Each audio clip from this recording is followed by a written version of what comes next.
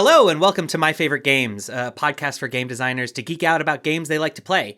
Today I'm super excited to host Seppy Yoon. Seppy has been running the show at Fight in a Box for the past 11 years, even though he doesn't look it. He's the designer for Squirrel or Die, End of the Line, Processing, Hedgehog Hop, and was lead designer for Mouse Cheese Cat Cucumber, as well as their upcoming title, Conquest Princess, which I'm very interested in digging into. So, Seppy, thank you so much for... Fashion is power. Thank you so much for joining me today.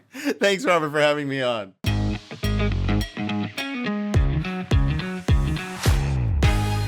Before we get into the game you brought today, which is a little bit of a left field choice, just quickly, how did this all start? How did you get into this whole world? Oh, that's I've been doing this for 40 years. Yeah. So that's probably too big of a question, Robert. You mean when did I start as a publisher? When did I start as a game designer? When did I start as a gamer? What would interest you? I guess I'm interested in the period, the shift between I like games to I think I can make games and make them into a business. I started writing games as a kid. So, that definitely happened on my Atari 1400. I made my own. Steve Jackson has this game called Car Wars. I can do this better. There's some problems. It is a rite of passage. If you go to have other guests of a certain age, ask them how many of them tried to rewrite Car Wars. Thunder Road Vendetta exists because somebody wanted to rewrite Car Wars. Gaslands exists because somebody wanted to rewrite Car Wars. These are all great games, and it's because Steve Jackson really caught something like some lightning in the bottle with Car Wars that really hit that sort of Mad Maxy state of being. But there's a certain era of game design where game design was all charts.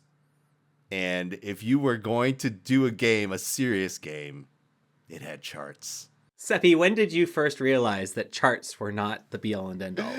I played a lot of early Dungeons and Dragons. And so, this idea that... have you ever played the original 12-hour board game Civilization, Robert?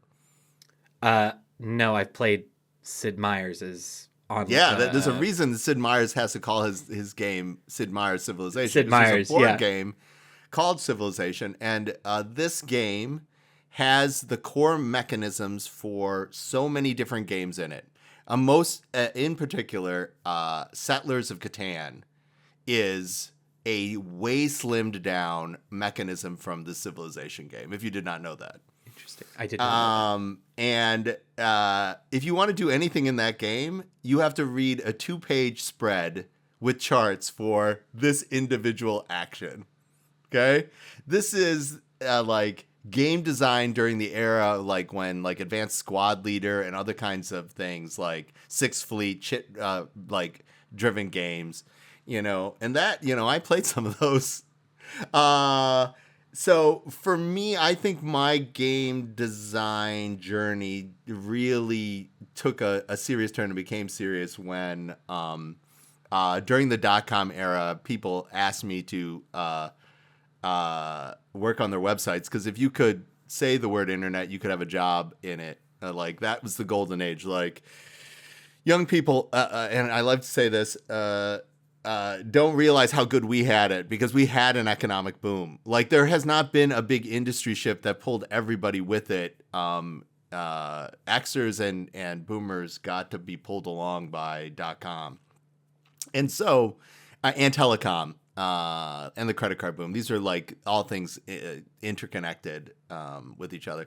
But during that era, I was asked to stick around when I was working for the launch of a large biomedical company's super site. And they're like, we can't lose you because competent people are really hard to get. I'm like, you have about 4 hours worth of work for me every week, and I get it done by noon on Monday. Yeah, but we need you. And I'm like, I will go crazy. And they're like, well, whatever you need to do to be here, you can do whatever you want, and it's yours, but we need your butt in that seat in case something does come up, and to justify having you here. And I'm like, okay. And so it is the turn of the millennia, and I needed to take something seriously. And so I revamped a game that I had written with a buddy of mine in high school, that I'm still surprised no one has stumbled onto this mechanism, which is a 1v1 combat game. And I did it. It was very serious. And that is when I knew to give up charts. The cards and the mechanism, all that stuff was very intuitive.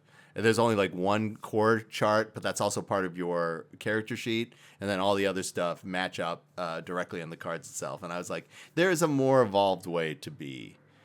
Like, when I play a game, I shouldn't need more than a reference sheet or a character sheet. And so that, I think, that is probably my journey into taking it seriously. And also, functionally, I was being paid to do game design, and I think that is the highest any game designer has ever been paid per hour.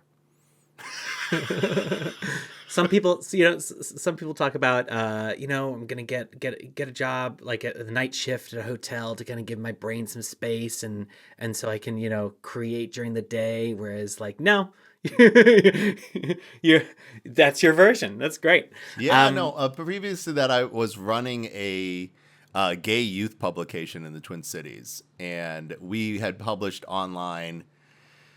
And that's how I got my original gig. Like, oh yeah, we were publishing online because it was an avenue that we could do that, and so boom. Yeah, that's awesome. So, but you actually have been in the not only the online world, but like the SaaS marketing world. Yeah. Later from that, I would spend like a 15-year period making people lots of money, and eventually I got to be VP of marketing for software as a service companies. And at that point, like, how did that then lead to Fight in a Box? My ex-husband and I had an agreement. I let him take 2 years off so that he could reboot. And then after he rebooted, he's like, hey, I want to go back to work now. What do you want to do? And I'm like, hey, I don't think I want to do it. I don't think I want to not work. I think I want to start my gaming company. And that is what happened. Because in 2009, I took it very seriously to write End of the Line, Post-Apocalyptic Family Survival. And I had tried to get a publisher for that. It did not quite work. People did not know what that game was, and what it was about. And it's a very dark humor game. And a third of the time, everybody loses because it's about the post-apocalypse. Like if you like terrible movies like A Boy and His Dog or THX 1138, like these dystopia post-apocalyptic movies, I loved all of them. Like Logan's Run is just the business. Like Planet of the Apes is a post-apocalyptic movie people don't realize, but there's an ape apocalypse. Terminator is a post-apocalyptic movie. Like there's so many good apocalypses, and I was like, you know what's consistent to all of them? You have people standing in line for BS. Yeah. Like there's that scene in Terminator, you got to stand in line so the dogs can check you. There's obviously in the Mad Max movies, that whole town run by Tina Turner is just a big bureaucratic mess. 1984, any of the dystopia movies, it is all about this kind of like, get in line, like see what it does to you. And Paranoia, another great Steve Jackson property, really sort of prepared me for this level of dark humor. That then led you took that time, you had that time carve out in order to try and take it seriously. Oh no, I was already taking it seriously. You were already taking it seriously, but from a business side. That time was I'm doing this. I'm going to start a game company, and I'm going to do this. So just pausing on that before we get back to it. Speaking of taking things seriously, the game that you are bringing today is called Kingdom Death Monster. And on our chat beforehand, you very kindly said, "Have you played Kingdom Death Monster?" And I said, "No, of course not. I haven't heard of it." Why did you choose Kingdom Death Monster? As it is an unusual choice. Anybody who has heard of it, as a game designer, and somebody who's been doing this for a while, like I've been doing this, like semi-professional since 2009. And I've been doing this as my primary gig since 2013. Okay, so that breaks you as a human. Like if you are like a comedy writer, a comedy show, you can't laugh at things normally anymore. It becomes like part of your process. Like you suddenly start squinting, going, "That's funny." So for game design, I love games, and I love game design. I actually love the game industry and gamers even more now than I ever before. And they keep on surprising me how much more vital the connection with them are. But that being said, how I approach game design has everything to do with, is this a choice that I need to make for me, or is this a choice that I need to make for the marketplace? And the marketplace says, hey, you should have a game that is 12 and up, 1 to 5 players, approachable, 45 minutes or less, $30 or less. Okay? Gaming has doubled in size since 2022. And the largest group of people in that new segment is women gamers. Okay? So you should be thinking about titles that hit a more like an everyone audience. And when I mean everyone, I don't mean every gamer. I mean everyone. And that's something that could be in like a retail store like a Target or Walmart or Barnes & Noble. What's the equivalent in Scotland, Robert, for any of those? Waterstones. Yeah. Okay. Yeah. There are a few of them. There's actually a shop called Game. But really that's a gamer place. I'm talking about a general like an apartment store or like a supermarket or a bookstore.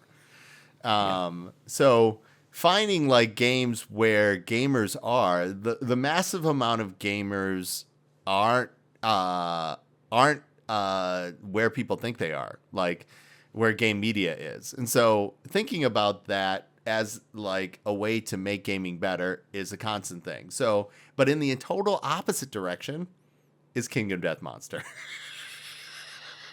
Kingdom Death Monster is not approachable. Why? It is at a minimum for the core box, just the base box is $500.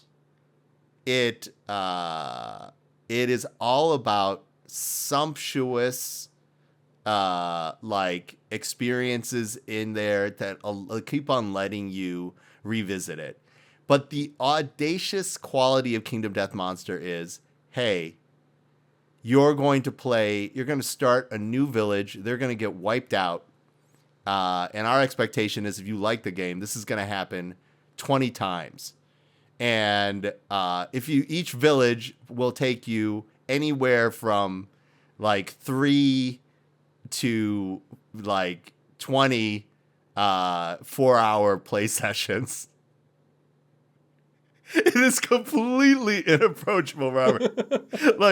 And if you get all the things, so you can play with all the things and all the miniatures and all the extra components and all the extra content, it is a $7,000 board game. Wow. So for somebody who's looking for, and that's obviously you play full retail for a price or something, and that's not even if you pay somebody like a professional painter to paint it. That is in the exact opposite direction of, please, I need to make it under $30, under 45 minutes, approachable to everybody, and 1 to 5 players. So yeah, it's crazy. And it's dark. It is so awfully dark, and the things that happen to your village are so terrible all the time. So what aspects of it have kind of influenced you in terms of your general approach the most? Like, is it just the audaciousness? Are there some actual mechanics in it that are interesting? Is it the just I think the AI mechanics, if you're ever looking for a boss battle AI deck, yeah. I think they do a good job. They have evolved. The most innovative thing about Kingdom Death Monster was actually its business model Okay. as a crowdfund. I don't think you could get away with it now. But it started as a, hey, we're going to make these really freaky deaky Greek-inspired horror miniatures. And they're like, hey, that's cool. And miniatures people are like, yeah, these are great.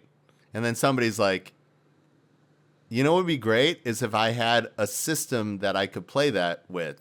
You guys want to write a game? Like, and they're like, yes, we can write a game. And so each time they went from I'm a sculptor to now I'm a game publisher. And they expanded their audience incrementally, but like when you're having people give you $1,700, you need surprisingly few people to make $2.2 million at 17.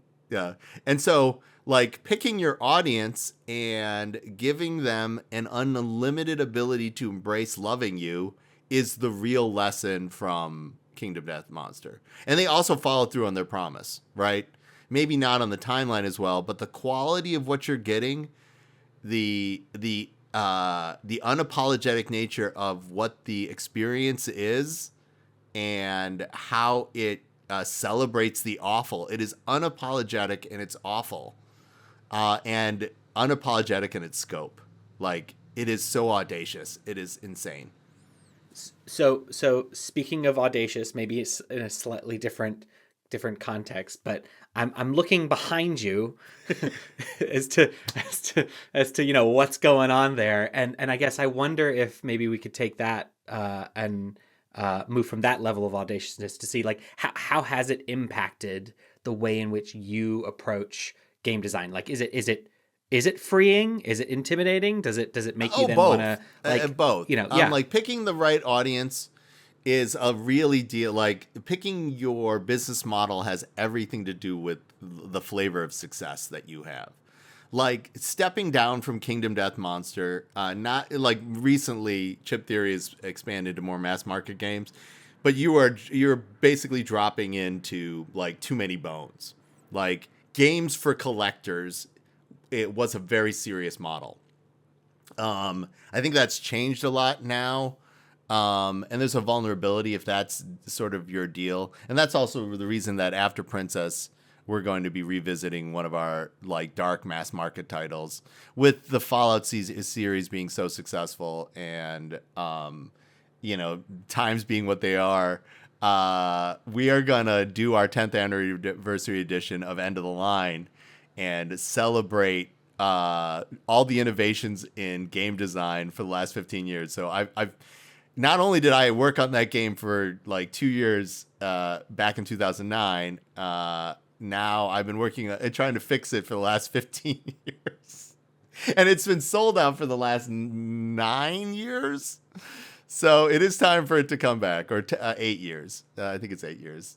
The dark times, you got to add 2 years to everything. I was like, Exactly. But Kingdom Death Monster made me feel like picking your audience and rewarding them can be a strategy for business success and love.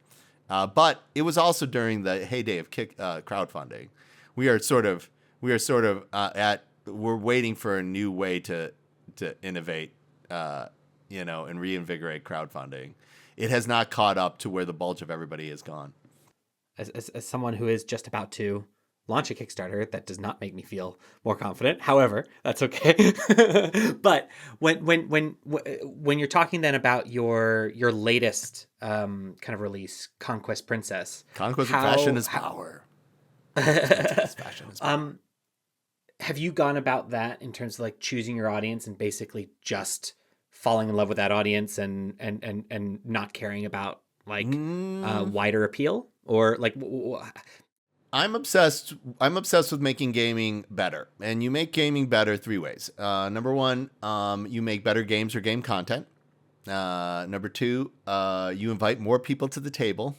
Or number 3, you make better spaces to game in. And so that could be a store, it can be an event at a brew pub, it could be a convention. Game content that everybody thinks that's sort of a thing, but that inviting more people to the table, improving like gaming. Gaming is like beer or food or science. Like getting more ideas and more people participating generally makes things better. Obviously, there's got to be some flavor of streamlining communications because the internet, like it quotes Sid Meier's, the internet is the first thing man invented that it doesn't understand. Like we will, like historically, we will look at what did we do to ourselves when we uncorked everybody's id and poured it into everybody else's ear, right? And that the effect of that. So, yeah. So, Conquest Princess was my love of action heroines like Sigourney Weaver, Furiosa from Fury Road, Linda Carter's Wonder Woman, Jane Fonda from Barbarella. And I did not see, considering how many women gamers there are now, I did not see a game that allowed me to celebrate women the way that I wanted to celebrate women as a gay man. I need my power diva. Like, I need my Sailor Moon. Like, I need that's the deal. And I had started it as a Mean Girl set collection area control game, and it eventually became this co-op mind melter over the course of 9 years. Wow. But it has great critical reviews. I made the right choices along. It just took 9 years, Robert. It took 9 years. Only 9 years. That's fine. It's okay. You can't push success, right? But it also got a bit of heat. Like it's gotten some great, amazing critical reviews, but there's been some drama around it. It did last year. The last year's drama has everything to do with the social media platforms laying off their moderation staff to replace them with AI. Yeah. And so there was a 3-month period centered around June last year where none of the platforms were performing to their own safety and community standards. And into this, during Pride Month, I launched my game that featured female, all-female, or non-binary with one trans character as lead character in a action epic. And when you make choices, strong thematic choices, you have to realize that you're going to marginalize some people, even if your choice is there to try to like include more people. The effort of trying to include others makes some people feel excluded. Which is insane. Like the Barbie movie is for everybody. Everywhere, everything, everywhere, all at once is for everybody. But at the core of both those movies is about a woman's journey discovering themselves, or a woman trying to come to terms, an immigrant woman trying to come to terms with her daughter's sexuality. Like that's what at the core of those two movies. And if I told like my random straight guy friends, we're going to go see this movie, they'd be like, I'm not going to see that bullshit. I'm like, no, seriously. In that same way, like Conquest Princess is a fantastic game. It just has this other stuff there. And you like, I like people to know it's there because visibility and diversity matter, but the game stands on its own. Like, I've had people go, that game's not for me. And those people are like the Level Up podcast people. Those are like Board Game Co. Those are, there's a lot of people who are like, that game is not for me. Oh my God, this game is for me. This game is fantastic. And it is. Yeah. If you went on that journey with the Barbie movie going, hey, after you play Princess, you will realize you are Knuff. on the lighter end of the spectrum, you have the game's not for me, but then on a bit more of an insidious side of the spectrum, there's some kind of maybe darker elements at work there, or at least hanging on in the background. Like, do you think that there is a wider issue of toxic masculinity when it comes to like the board game universe? Not on my continent of awesome. Okay. The people who showed up on mine were only able to do that because of that window, and I'm glad that they have not returned. Those raiders from whatever were expelled, and with the help of a lot of people rallying, like, with a little under 400 people, Conquest Princess was able to generate $54,000. And it needs it because it's an 8-pound game, right? But people who are backers for that game are like Jamie Stegmaier, like Chip Theory, like Grant Lyon, there are a lot of heavy hitters in the industry who wanted this game to succeed, and people to like. Thunderworks helped us out, like Floodgate helped us out. There are a lot of people who helped us out who want the game to succeed, and so. I am hopefully optimistic, but simultaneously, this is the third time in my lifetime in U.S. politics I've been used as a wedge issue to me existing has been politicized. Obviously, I very much believe in trans rights, but I'm not. I'm a cis gay man, but. This is just like gay marriage in 2004, and it was just like the HIV crisis in the 80s. Like, I did not want this to happen 3 times in my lifetime, but simultaneously, when you say, there will always be a reason to stand up. But you can do that in a way that is fun and awesome. Like, the Fight fans are wildly diverse, and that's because End of the Line has its roots with a certain number of doomsday preppers. And if you ever wanted to know where the far right and the far left meet, because it's a giant circle. Doomsday preppers. Absolutely. And Absolutely. it's preppers. Like they're like the libertarians are like, am I a libertarian? I don't know, what am I? Like, am I like, what's going on? So like, yeah, like that is the deal. Yeah. Libertarian, the corner of libertarian and anarchy. Yeah, and like is doomsday preppers. Vegan preppers. Oh my god, Exactly. all 8 of those guys.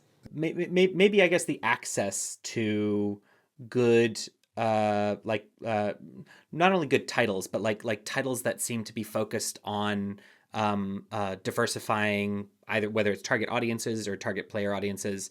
Do you feel like the board game, the general board game offering seems a little bit behind the RPG world? Yeah, I'd definitely like RPGs are being innovated by queer furries. And it's like, seriously, like, if you want to know what the future of RPGs go, look at what the queer furries are currently making, and you'll see that this is going to slip into more and more mainstream RPGs. Some of that stuff is brilliant. Have you played Wander Home, Robert? But I will note Okay, it. so Wander Home, you should, is in the exact opposite direction of Kingdom Death Monster, and that's also why I love it. In Wander Home, you play like furry animals, like in a Red Wall sort of situation or a Secret of Nim situation, like anthropomorphic animals, in a world that has given up on war. Flat out. So your character cannot kill or steal. It is in the rules. You cannot kill and steal. Or if you do so, that ends your character. Like, the ability to actually do violence to another character is a special trait that a character has to get. And if that character does it, that a character immediately goes feral and ends. And so, what kind of RPG experience can you have when you take out everything murder hobo? And it is fantastic. You didn't realize, like, obviously, as a game designer, I'm trying to collect new experiences, new voices, and like what can be successful. Both Wander Home and Kingdom of Death Monster are wildly successful as business models and as titles, and for very, very, very, very different reasons. And yeah, so and it's a post-apocalyptic situation. Like Ticks all your boxes. There you I'm go. gonna play this. I'm gonna play this cozy post-apocalypse. I'm like, oh, it's a cozy post-apocalypse. Post-apocalypse. Oh my God. That's a genre ready to be like exploded on. It is like you didn't realize, and this is like I told you this. It blew your mind, and this is an example where RPGs are different and where people are taking these experiments. But it is also a different mindset for RGB people, like role playing game people. I think I said Yeah, red exactly. people. Not CMYK people. RGB people. Not CMYK people. Sorry about that. It's been a day.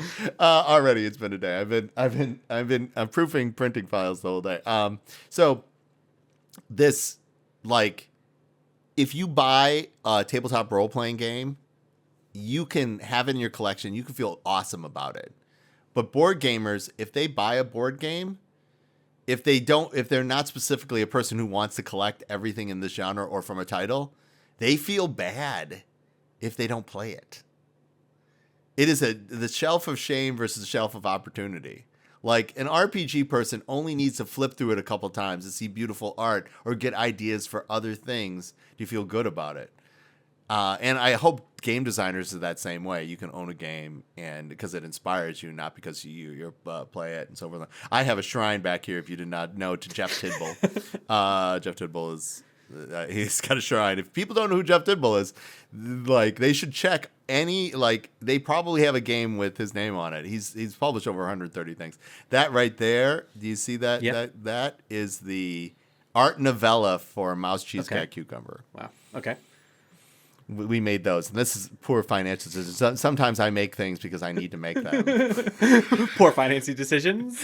We only made 70 of them. They all came. Could you see that? It's wrapped in a butcher's paper, twined and wax sealed. Nice. And we made 70 of them. The number of people that have opened theirs is in the minority. You buy that and then you buy a regular version. There is no regular version. There's just those 70. They all come in with an evidence tag with their individual number, that kind of stuff. But that's also sort of the collector kind of experience. Exactly. Yeah. That a person can buying games and playing games, two different hobbies. Yeah, buying games, collecting games, buying worlds. Like Mouse, Cheese, Cat, Cucumber has an RPG. It's a heist RPG. And so in a world without guns. So, it's pretty fun. It's pretty fun. The Kingdom Death Monster, as you were talking about, is definitely not seen as something mainstream. And a lot of the games that you put out are also, for very different reasons, kind of not your run-of-the-mill titles either. Yeah, but my bestseller is very mainstream. Squirrel or Die sold over 10,000 copies. It's very family friendly. Plays in 7 minutes. Yeah, it's super approachable. From a business perspective, I'm certainly not knocking the approachability. It's more just from a designing, like, a way to actually make it work financially. You do seem to be drawn to ideas and wanting to build things for either yourself or because you think that they need to exist, not necessarily because you're aiming for target and you're wanting to try and understand what the target audience wants. So I do a little bit of that. I do. And I help other people out with game design, and so that question is constantly there. We have upcoming titles that will be much more approachable than, like, Conquest Princess. How has that, like, maybe influenced your direction of travel with seeing the business side of it? For example, trying to go. You were talking about your first one, going to a publisher versus deciding to self-publish yourself. How is that? All right. So the history of Fight in a Box is that I did everything 2 years. My timing is bad. Everything is 2 years too late. Like, we did End of the Line at the heyday of Kickstarter in 2014. That's the end. It starts to fall off after. It starts to fall off a lot. Like, That's the year that somebody got hundreds of thousands of dollars to do like egg salad, right? When people were really excited about the newness of the platform and they had not been disappointed. And why that ends up happening is people can't have fun if they feel unsafe, if they feel at risk.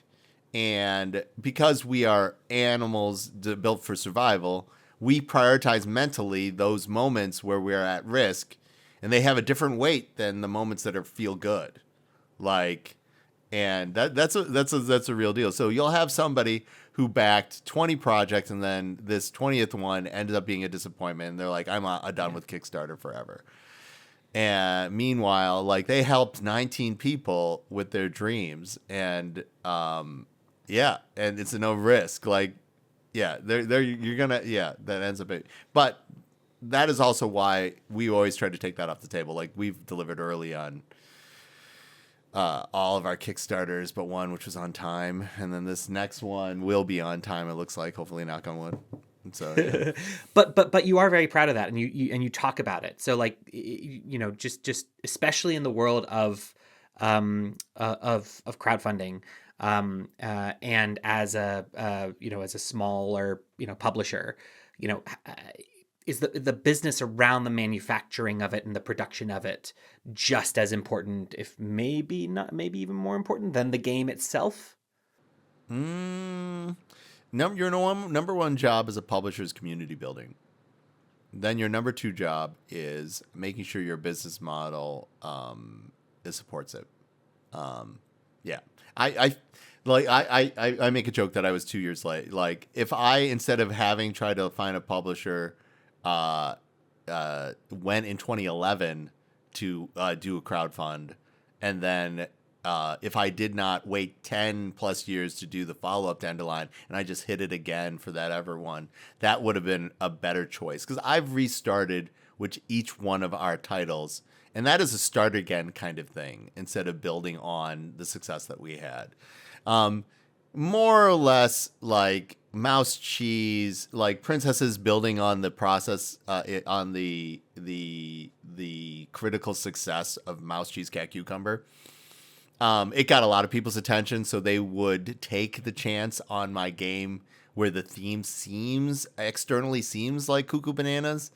But when I tell people it's Sailor Moon meets Star Trek, like, they suddenly go, "Oh, that could be fun." Those like, are two things I know that are familiar. That it's cool. Power Rangers meets Wonder Woman, like, and suddenly, like, did you like the Wonder Woman movie, or did you like this kind of stuff? I'm spending a lot of time trying to build bridges to people to make the fact that when you make a game for everybody, it actually is for everybody. Again, like the Barbie movie, or everything everywhere all at once. Yeah. Like, yeah. How did you get your kung fu powers? Oh. But you've always then thought about it that way, or in terms of like not only maybe having, I wouldn't call it maybe access to, but like focusing on developing things that you want to see, seeking out that community, building that community, fostering that community, rather than trying to placate the interests of a larger publisher or I don't know, retailers. I'm good with retailers. I love game stores. Those people are my people. I meant I love large ones. love other indie publishers. Those people are my people. Like other people in the industry have made me a better human. Like, I am a way better person, like, objectively, than when I was VP of marketing. That does not seem like everybody can see that journey. Like, oh yeah. And it is about the connections with other people. I probably like the Fight fans too much. Like, they're an amazing group of people, and they make this all happen. And some of the things, like an art novella, might be too much of a deep dive.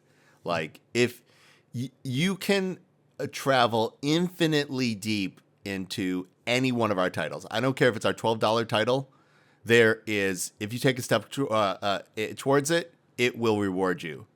Like, for example, Mouse, Cheese, Cat, Cucumber is also a puzzle. You can assemble the game, and it will tell you the story of what happened the night the mouse, the cheese, the cat, the cucumber came together. It also has like three different additional, on top of being a solo mode, it's additional solo modes. And it is the most overproduced $13.50 in the history of gaming. But I had not set out to do that, right? The weird thing about that was I was homeless when we did the crowdfunding for. It was 2020. I was homeless. I moved 3 times during the dark period. And during one of them, my business partner took me in. I wasn't the flavor of homeless, like living in my car homeless or living on the street homeless. I was the don't have a permanent residence, don't have a place for any of my stuff. I am just a body on a couch flavor of homelessness. So, but yeah, so that was not our goal. When we made Mouse, Cheese, Cat, Cucumber, it was just a follow-up for our small box series. We had started that as by form factor. You know, there's 3 ways to make games. Start with a theme, start with a mechanism, or start with a game piece. And Mouse, Cheese, Cat, Cucumber had everything to do with starting with a game piece. It had to fit in a box like this and be a successor to this. And so its criteria were it had to be more complicated. It had to be in the same price point. It had to use different set of mechanisms that we use in our other 2 previous games that in our small box series. Do you find that you use all 3 of those different entry points into designing a game? Like, do you start with theme on some? Do you start with mechanics on others, or do you start with pieces, or is there, the right way that you go about it? I shift around a lot. Yeah. I like boundaries. So if you say it's got to fit in this box, got to be under this cost or whatever it is, I like that as a goal. I find it very exciting.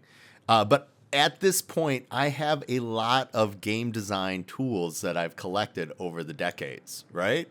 And I've gotten to see a lot of successful and not successful games, and I've got to try a lot of things that are successful for me and for our audience. And so I'm very confident working inside a box and then fighting in it. You and fighting. Oh, great product placement or name drop. But Branding. So you like your constraints. But you also approach, I think, the feedback loop in a really interesting way. So like how you're at least your general approach that you were talking about before. The way that you include your fans. Fight fans? Is that The fight fans. The yeah, fight fans? absolutely. Like, Fight in the Box has fight fans. Of course it does. How It does. maybe you should start a club. Maybe it should be a fight. We know, yeah. Our Discord is starting up for testing for end of the line. It's called the Fight Fans Discord. Yeah, absolutely. So, but no one's allowed to talk about it. Talk a little bit about like how do you approach that whole development cycle, and including those playtesters and the fans as part of the process. Our fans are integral to everything we do, and so we take it on the road to all the places that our fans are, and so we generally start our year with Protospiel, Minnesota, which is like 3rd week in January general. I think it shifted this year. I hope they shift it back. It was on the same weekend as like 3 other conventions that I'm supposed to go to. But we basically hammer out what we're going to then take on the convention circuit, the early convention circuit for the year. And usually I have like 8 conventions in 9 weeks after. And so we then take it on the road to places like Gamma, Adepticon, Captain Con, ACD Game Days, KublaCon. They've all made the list. And so the experience that we are going to then give, then we get our feedback and we see if fight fans are like, okay, we're going to crowdfund this. Can you see yourself crowdfunding this? And Princess failed the first time. That's why it took 9 years. So we tested it. We liked it. We brought it on the road, and it was highly polarizing to in your next step of game evolution. This game was very fun for people who either like miniature games because they take a while, or people over a certain age who were accepting a long game. But the first version of the game was a area control set collection game that took about 2.5 hours. And that's a lot of game for a game about space fashion. Yeah. And it made people lose their mind. And so some people loved it. They're like, oh my God. But then other people are like, never again. Never, ever again. And so we could not do that. If it was so divisive, even for us, amongst our hardcore fans, it was a no-go. Right. So that kind of sent you back to try and rejig it and then bring it back out. Mm-hmm. Mm-hmm. And so every year you start off with Protospiel MN. You showcase a few games or what you're working on to your fans. They play test them, they give you feedback. Then you make the decision about which ones actually make the cut for you to do the same thing at these larger conventions. Is that in order to get feedback, or then that will determine like our Origins, Convergence, and Gen Con. Like, yeah. So they will then become events that people can come play. And you know, like Gen Con's not cheap. Like, so they come and play this over and whatnot. I have had a end of the line event every year at Gen Con since forever. And so this will be the first year that the Gen Con event, I have a whole slew of them, and they're all for the second edition. Princess was really critical feedback. Like, the secret sauce for Princess isn't that the game is awesome. The secret sauce for that game is the tutorial mission that allows you to have the mental runway you need to get on board with that game. And so as a game designer, like a tutorial starting something, if you have anything of a level of depth, a tutorial experience is probably how I leveled up. And yeah, that was massively different. We went from a game where people felt overwhelmed and didn't know what was going on, and then to people are just, the tutorial mission made people fall in love with it. Like, okay, I'm on board with this. Like, oh, I want more. Like, when we threw everything at them, they were like, no, I can't have this. It's too much. And now they're like, oh, I want more. Yeah. When you go through this process and you bring out a whole bunch of games, like, what happens to everything that gets pushed back? I mean, not all of them are like Conquest Princess, right? Like, I'm half Irish, half Korean. So these two people have taught me to never let anything go. Like, I can cut my country in half and just be mad about it for all of existence. So I will I will hold on to things and revisit them. That's probably another terrible trait that I have. I should have let this go. Like, if I had told myself that it was going to take 9 years to get my space fashion game off, into orbit, I might have made different choices, right? I would have, yeah. But unfortunately, Processing is another game. It took a while and a lot of iterations. End of the Lines, obviously, second edition took 15 years. Like, but like, sorry to say, but it sounds like your success is proving your rational mind wrong. Like, maybe it just takes 9 years. Our most successful title, Robert, and it took me 3 weeks. Great. Fantastic. But success is relative, and you're a collection of beautiful pieces. You're not just one 3-week project, right? Like, as far as game, like the elegant, like the mechanisms I'm most proud of are probably actually in Hedgehog Hop and processing. Okay. But why? Like, Squirrel or Die's got some real legs. It hits people who don't realize that they can have a game experience, and that is, I still have fun running Squirrel or Die demos for people.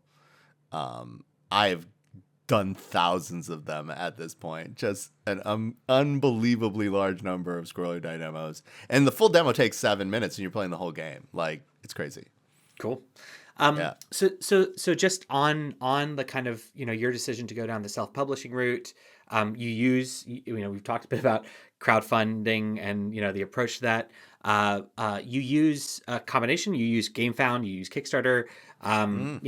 Any like either reflections about it from about the whole process of launching on crowdfunding? Why do you use one or the other? And like lessons learned? Yeah. The different platforms are good for different things, and good depending on what size your audience is and what kind of what segment of your audience you want to grow. So I would definitely do that level of research. What makes you choose one or the other for you? We've done a title there before, we'll go back and do Kickstarter there just to not lose people. If it is a bigger box thing, and for a more like established gamer audience, I think GameFound is fine. If it has miniatures in it, you might want to think about GameFound. That's sort of my deal. But RPG, you probably should do it in Kickstarter. They have Zine Month. They do all this kinds of stuff. Unless it's for something that has a really established RP, like is bringing a big community to it. Community building is better and easier on Kickstarter. If you have a bigger community and managing it, I think it's better in GameFound. Roughly, these are real gross generalizations, Robert. This is gross. No, but it's interesting. It's interesting, like kind of just what goes into thinking about all that, Last question. It's a little bit of a more kind of wider question, but I read a blog post that you wrote about it, so I'd love to get your take. Is it possible to use AI art ethically in games? Not in its final version. Not in its final version.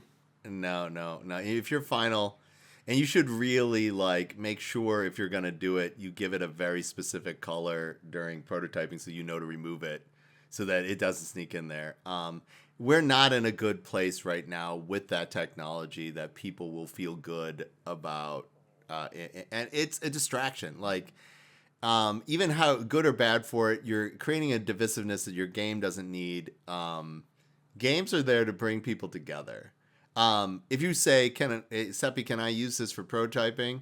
Please, yeah, if you need to get it done, and it helps your process, but make sure when people sit down that you let them know, because you are using an entire internet's worth of people and stuff to forward your own goals, and you should, at the very least, acknowledge that you opened up, you randomly reached into this box of whatever, and I pulled something out, and who knows whose it is. Do you? Yeah. But do you see a way to use it ethically, or is it just, I mean, I like it for a mood board. Yeah. I like it. Yeah, I like it for a mood board. I like it for an inspiration. I like it for the start of a conversation. I like it as a exercise of fun to do in and around what your stuff could be that you then hand to an artist who needs the work. You're like, hey, this was inspiration. We don't want you to rip off this person's style, whoever this might be. But what do you got that in your style, whatever, is I love it as a conversation starter. I love it as a tool to whatever it is. But it cannot be used currently as a final whatever. It's just bad for your business model because it's an extra set of classically they say every decision point is just a decision to lose an audience member, and you just don't want to do that. Well, Seppy, thank you so much for taking some time to share your perspectives and your experiences and to geek out a little bit about Kingdom Death Monster with me today. Robert, you can find somebody to play that with? Yeah, exactly. I can't afford it, but I know 4 different people who have this game. Wow. Okay. Well, if anyone would like to find out more about Fight in a Box games, you can find them on TikTok on username @FightInABox. Conquest Princess Fashion is Power is still accepting late pledges on GameFound, and you can also find them at their website at fightinAbox.com. Seppy, thanks again for joining me. Absolutely, Robert. Thanks so much for having me on.